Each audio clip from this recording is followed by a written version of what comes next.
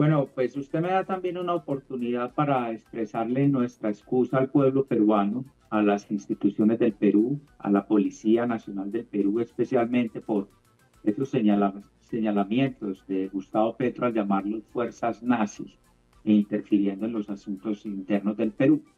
Lo que hay que aclarar es que eso son manifestaciones del presidente de Colombia, no del pueblo colombiano, que tenemos un aprecio muy grande por ustedes. Petro ha cumplido un año, el gobernante, el presidente de Colombia, un año lleno de escándalos y uno de los principales escándalos es lo que dijo su hijo, ¿no? Nicolás Petro, que él había recibido dinero para la campaña producto del narcotráfico. Nosotros estamos enlazados precisamente con Hernán Cavadit, Exitosa. congresista colombiano, representante de la Cámara por el Centro Democrático. Bienvenido, congresista, a Exitosa. Bueno, les mando un saludo muy especial. Gracias a ustedes por tener el interés en estos temas de Colombia que son bastante complicados. Muchísimas gracias por estar aquí para que nos explique usted más bien a los peruanos cómo ha ido el tema de Gustavo Petro. Él ha estado presente durante mucho tiempo en la vida de los peruanos por la confrontación que ha tenido con nuestra presidenta. Pero ahora es momento de hablar de él. ¿Cómo ha ido su gobierno? Ha estado marcado por el escándalo y y esta última semana más por las declaraciones de su hijo. Bueno, pues usted me da también una oportunidad para expresarle nuestra excusa al pueblo peruano, a las instituciones del Perú, a la Policía Nacional del Perú, especialmente por esos señalamientos de Gustavo Petro al llamarlos fuerzas nazis e interfiriendo en los asuntos internos del Perú. Lo que hay que aclarar es que eso son manifestaciones del presidente de Colombia, no del pueblo colombiano, que tenemos un aprecio muy grande por ustedes. Segundo, pues evidentemente es un presidente que cuando era candidato durante largos años creció su carrera política señalando de corruptos a todos los gobiernos que estaban al frente, a todos los candidatos distintos a él. Y la paradoja y lo triste además es que en apenas 10 meses su gobierno está atravesado por escándalos de corrupción, especialmente con aspectos de la financiación.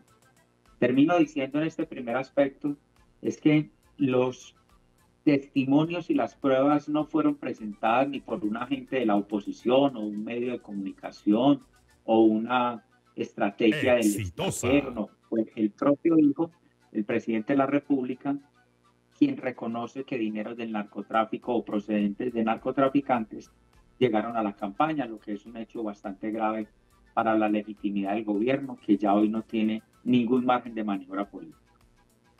Muy bien, entonces él está acosado en este momento por los dichos de su propio hijo, ¿no? Ayer ha dado un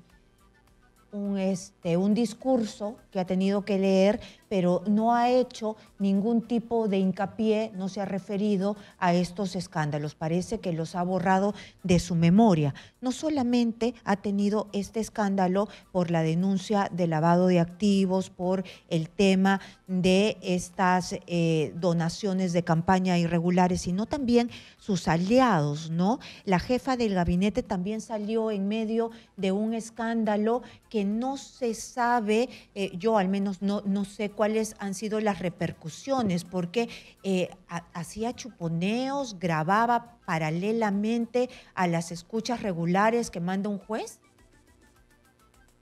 Mira, primero admiro su capacidad de análisis. Es cierto que Gustavo Petro en el último discurso hizo de cuenta como si fuera un presidente que no ha tenido problemas y habló de varios asuntos de forma desorganizada sobre situación país, pero no se refirió más al grave problema en el que se encuentra su gobierno. Esto no se trata de un problema familiar, de un padre con un hijo. Esto no se trata de un problema de un negocio privado de un hijo.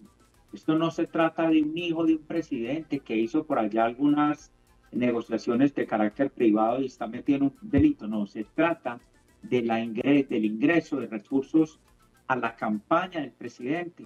Lo que hay que Exitosa. decir además es que Nicolás Petro, el hijo, era un agente político principal, era cabeza principal en una zona del país de la campaña presidencial. Y así lo han reconocido. Y las mismas entrevistas han dado cuenta de eso. Usted además toca un tema que es muy sensible, que es otro capítulo aparte, y es las escuchas ilegales a una trabajadora doméstica en Colombia, utilizando los aparatos del Estado, toda la estructura del Estado para perseguir a una mujer. ¿Qué hay detrás? ¿Por qué llevada a un polígrafo de los sótanos de la presidencia de la República? Es decir, en apenas 10 meses, el presidente que señalaba de corruptos a todos quienes no pensaran como él, no solamente en Colombia, sino en el continente, hoy se había atravesado por un vergonzoso escándalo de corrupción que deja sin ningún piso político todo su discurso de supuesta transformación en Colombia y se ha quedado simplemente en eslogan, sin ejecución y en una pelea ideológica con los sectores productivos del país. Y lo terrible de esto, haciendo referencia a estas escuchas ilegales, es que le jugaron en contra, ¿no? Porque salieron a la luz escuchas donde esta señora, Laura Sarabia, hablaba con Armando Benedetti y hablaban presuntamente sobre estas colaboraciones ilegales, ¿no? Si nos vamos todos a la cárcel. Así es, nos vamos todos a la cárcel. Eso en el capítulo Laura Sarabia, pero en el capítulo del hijo y su ex esposa también decía, aquí estamos robando todos, comillas, ¿no? Decía ella, roban unos, roban otros, estamos robando todos. Ahí no tendría por qué estar soportando esta situación, pero lo que digo es, apenas 11 meses, ayer se cumplió un año, ¿no? Del periodo del mandato de Petro. De los 4 ya le quedan 3. Pero todos estos escándalos se han dado en menos de un año. Y los que están por venir, y faltan las declaraciones de Armando Benedetti, ex embajador en Venezuela, que hoy se encuentra ya en Europa, que en estas primeras etapas del proceso ha hecho uso de su derecho a guardar silencio. No, una cosa es la etapa judicial y la verdad judicial, pero un gobierno que recientemente se eligió con unas banderas de supuesto cambio y de lucha anticorrupción, lo último que puede salir a hacer es a guardar silencio ante un país que los eligió por escaso margen, pero los eligió. Pero hoy está quedando probado que esa elección fue absolutamente fraudulenta. Entonces, aquí lo que usted me dice es que por los audios de la jefa del gabinete, ex jefa del gabinete, todo se entrelaza, ¿no? Capítulo 1, capítulo 2. Y ustedes pueden hacer algo, es decir, el Congreso, tengo entendido que sus leyes son distintas a las leyes de nuestro país, que también nos han jugado en contra porque tenemos 1, 2, 3, 4, 5, 6 presidentes en 6 años, ¿no? Pero ¿pueden hacer algo, el Congreso puede hacer algo o están atados de manos? Bueno, usted lo dice claramente. Digamos, en comparación con la legislación del Perú, nosotros tenemos una serie de instrumentos que hacen mucho más difícil que pueda haber decisiones concretas sobre el presidente de la República. Ustedes tienen unos mecanismos de mayor celeridad que en ocasiones ha tenido esa consecuencia que acaba de mencionar, y es el cambio de tantos presidentes que puede generar una inestabilidad en algún sentido. Sin embargo, para hacer simplemente la comparación con el Perú, aquí tenemos lo que se denomina una comisión de acusaciones, que es un órgano que depende del mismo Congreso de la República, compuesto por congresistas también actualmente en funciones, y que hoy la mayoría hace parte del gobierno nacional o de la coalición del gobierno nacional, lo que hace hoy por lo menos no tan previsible que vaya a haber resultados concretos sobre la figura de Gustavo Petro. Es distinto sobre quienes lo rodean, su hijo, sus asesores, sus ministros, sus financiadores.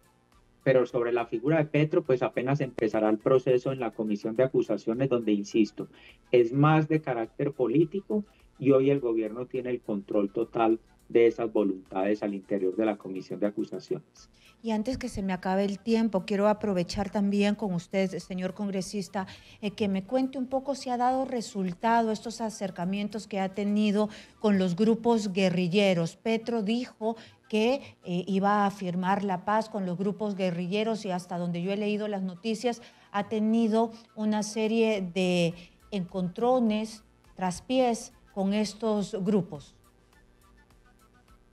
Mire, en el año 2016 nos dijeron a los colombianos que había que permitirle la paz a las FARC y para ellos paz fue convertirlos en políticos sin que pagaran un solo día de cárcel. Los mayores criminales, contrario, Perú tiene unas instituciones sólidas. Perú vio cómo terminó la vida de Abimael Guzmán, por ejemplo. Los Abimael Guzmán de Colombia pasaron de las armas a ser congresistas de la República, senadores. 7 años después no han reparado una sola víctima, no dicen la verdad, señalan a todas sus víctimas de estar fraguando discursos contra ellos. La condena que recibieron los Abimael Guzmán de Colombia fue ser senadores de la República. Y ahorita, 6 o 7 o 8 años después, nos vuelven a decir que esos mismos grupos guerrilleros que se reincorporaron a las armas, hay que volver a darles otra oportunidad política nuevamente. Entonces lo que nosotros decimos es, no puede ser que la única salida para un acuerdo de paz en Colombia sea cambiar armas por poder político. Eso es un círculo vicioso muy peligroso para el país. Lo que sí le puedo decir es que mientras más concesiones les hace el gobierno de Petro a esos grupos criminales, ellos más aumentan su capacidad de daño, de delinquir, de extorsionar. Acaban de decretar un supuesto cese bilateral al fuego entre las fuerzas militares de Colombia y esos grupos, y ya lo han vulnerado en 6 ocasiones según las mismas fuerzas militares. De Y acuerdo. no hay posibilidad que Petro reconduzca, lo que hace es darle más y más garantías. O sea que Muy bien. yo sí dudo que una expresión de paz sea entregarles el poder político a cambio de armas. Muchas gracias, señor congresista, por estar aquí en Éxitos.